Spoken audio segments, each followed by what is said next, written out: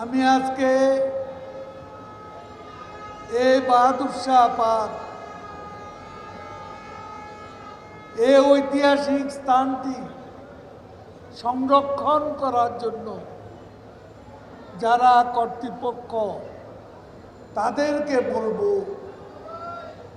এখানে আমাদের ইতিহাস, এখানে আমাদের বাঙালির ইতিহাসের অনেক স্মৃতি, অনেক লড়াই সংগ্রামের স্মৃতি, এই স্মৃতি আমাদের ধরে রাখতে হবে এবং এই স্মৃতি সংরক্ষণ করার জন্য আমাদেরকে কর্মসূচি হাতে নিতে হবে।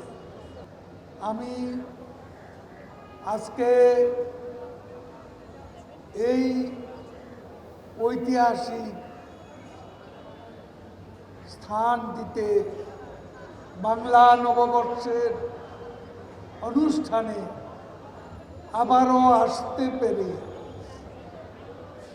আমি নিজেকে ধন্য মনে করছি। আজকে বাংলাদেশকে বাঁচিয়ে রাখতে হলে বাঙালি সংস্কৃতিকে বাঁচিয়ে রাখতে হবে।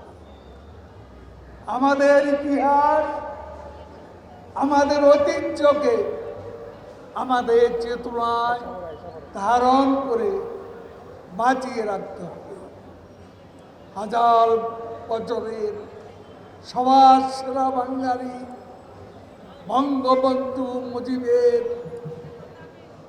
স্মৃতিধন্য এই বাংলায় বঙ্গবন্ধুর কন্যা শেখ হাসিনার নেতৃত্বে বাঙালি সংস্কৃতির বহমান ধারাকে আমরা বহতা নদীর মতো এগিয়ে নিয়ে যাব বঙ্গবন্ধু স্বপ্নের সোনার বাংলা অভিমুখে।